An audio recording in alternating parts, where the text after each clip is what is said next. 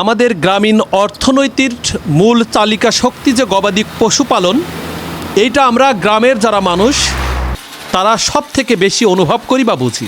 গবাদি পশু লালন পালনের সঙ্গে যারা যুক্ত হয় তারা যে আমাদের দেশের সব থেকে দায়িত্ববান মানুষ, যারা এই সব মেশিনের ব্যবসা করি তারা খুব কাছ থেকে অনুভব করি। দাদা ভাই, আপনি ভালো আছেন? হ্যাঁ, ভালো আছি দাদা। দাদা ভাই, আপনার পরিচয়টা আগে বলেন।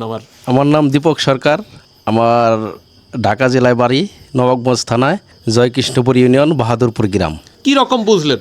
না, খড় কাটে তো খুব ভালোই লাগলো। দেখা যাচ্ছে খুব দ্রুত এই মেশিনটায় কাজ করে। ঠিক আছে, মানে খুব ছোট ছোট করে মানে বিচারে গরুতে খাওয়ানোর জন্য যতটুকু ঈদের সম্ভব ততটুকুই হয়েছে। আপনার সব কিছু আমার কাছে ভালো লাগছে, কথাবার্তা বা আপনার মেশিনের যে কোয়ালিটি বা এইটি সব কিছুই ভালো লাগছে, মানে খুবই ভালো। আলহামদুলিল্লাহ। দাদা ভাই, গরু আছে কতগুলা? আমার 12-13টা গরু আছে। এই মেশিনের কোয়ালিটি দেখতে আসি, কেমন দেখলেন? খুব ভালো দেখলাম। দাদা ভাই, আপনার পরিচয়টা বলুন। আমার নাম মোহাম্মদ বশির ইসলাম, হরিয়ানপুর। মেশিন দেখলাম বা আগে দেখা গেছে আমাদের গ্রামে আমরা কাশি দিয়ে ঘাস খড় কেটেছি, এখন আপনার এই মেশিন পদ্ধতি দেখে খুবই ভালো লাগলো।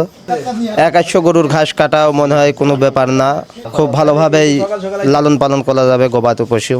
কোয়ালিটির দিকে ভালো লাগছে, সেটার জন্য পছন্দ করছি। আসবার পরে দেখছি আপনার গোডাউনের ভিতরে অনেক মেশিন আছে, যার কারণে এই মেশিনটা অনেক সেফটি ফাস্ট, যাতে কোনো কাপড় চোপড় আটকাই যাবে না। এই তাছাড়া ঘাস খড়কাটা মানে মজা আছে আর কি, কোনো ঝুঁকি নাই, রিস্ক নাই, এক কথায় জীবনের। মেশিনটা খুবই ভালো ওদের জন্য আর কি। সম্মানিত দর্শক বন্ধুগণ, আমাদের এই দেশের প্রকৃত যারা মালিক, যারা এই দেশকে ভালোবাসেন, আমার পাশে যারা দাঁড়িয়ে আজকে কথা বললেন, প্রত্যেকটি মানুষই এদেশের গর্বিত মানুষ। এই সব মানুষগুলার অর্থনৈতিক প্রবৃদ্ধি যত ভালো হবে, আমরা তত সুন্দর সুখী সমৃদ্ধির বাংলাদেশ করতে সক্ষম হব।